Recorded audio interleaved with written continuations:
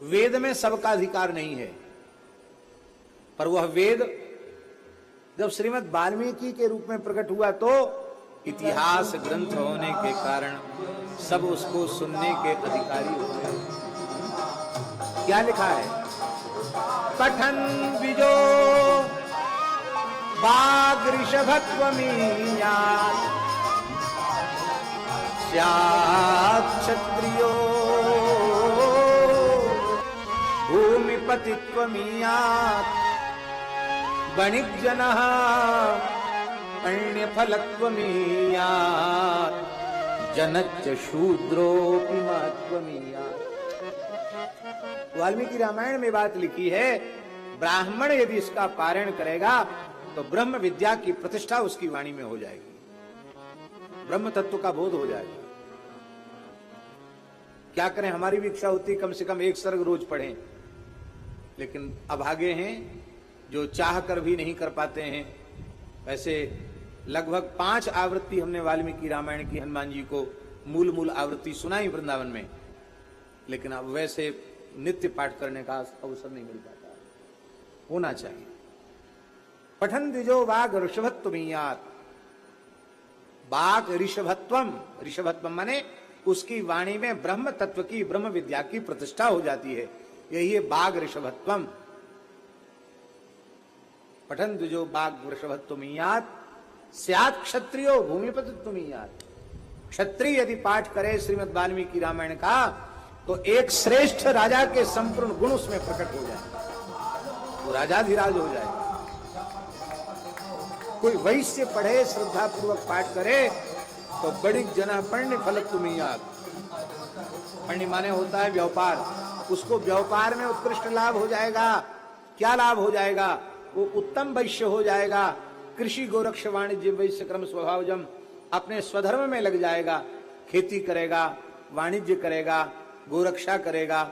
और यह धन भगवान का है, भगवान के लिए है, ये भगवान की संपत्ति है, ऐसा मानेगा तो अखाद्य नहीं खाएगा, अपेय नहीं पिएगा, अगम्यागमन नहीं करेगा, अनुचित कार्यों में धन का व्यय नहीं करेगा, गौ ब्राह्मण की सेवा में, यज्ञादि की सेवा में धन का व्यय करेगा, तो जितना सेवा करेगा उतना लाभ उसको होगा, नहीं होगा?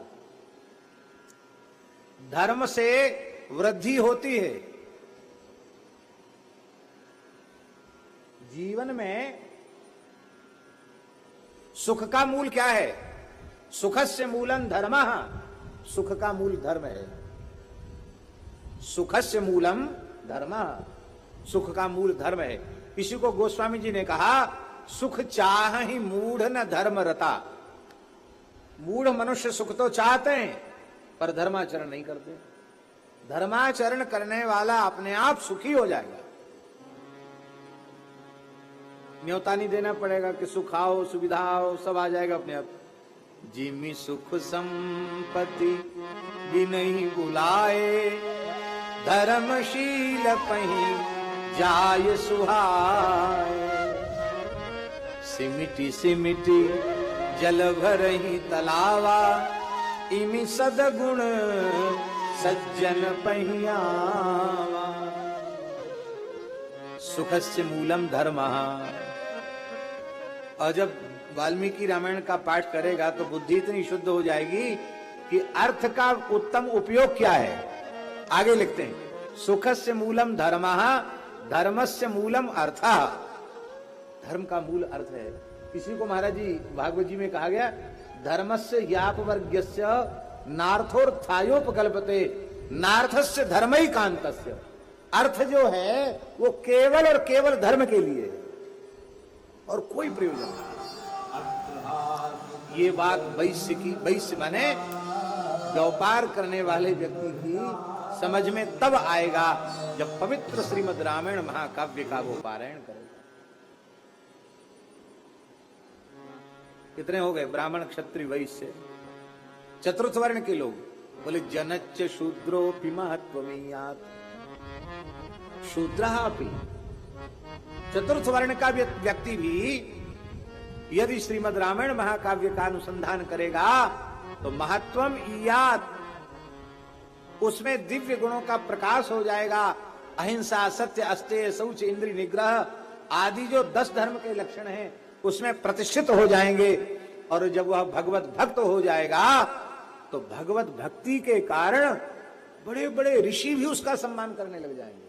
आप देखिए, विचार कीजिए, राम सखा ऋषि बरबस भेंटा, गोस्वामी जी कह रहे हैं, निषाद राज गो हैं और उनको बरबस आलिंगन करने वाले कौन हैं? महर्षि भगवान वशिष्ठ। क्यों? बोले तुम तो राम लीन उर्लावा, राम जी ने तुमको अपने हृदय से लगा लिया। केवट भी महत्वशाली हो जाता कि नहीं? निषाद राज गो का भी महत्व बढ़ जाता कि नहीं? और शबरी का महत्व बढ़ जाता कि नहीं बढ़ जाता? जंगल के कोल भी, अरे महाराज बंदर भालुओं का महत्व बढ़ जाता है। हनुमान जी कहते देखो, किसी समय में जिनको लोग सवेरे नाम लेना अनुचित मानते थे, स्वप्न में देखना अनुचित मानते थे, आज हम भी प्रातः स्मरणीय हो गए। प्रात ले जो नाम हमारा, प्रात ले जो नाम हमारा, तेहि दिन ताहि न मिले आहारा, तेहि दिन ताहि न मिले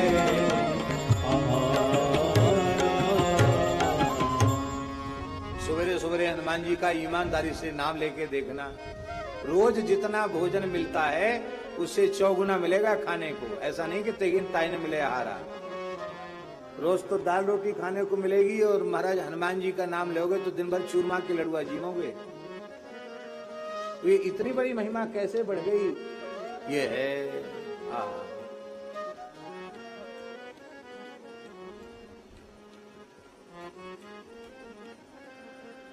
अधम शरीर राम जिन पाए।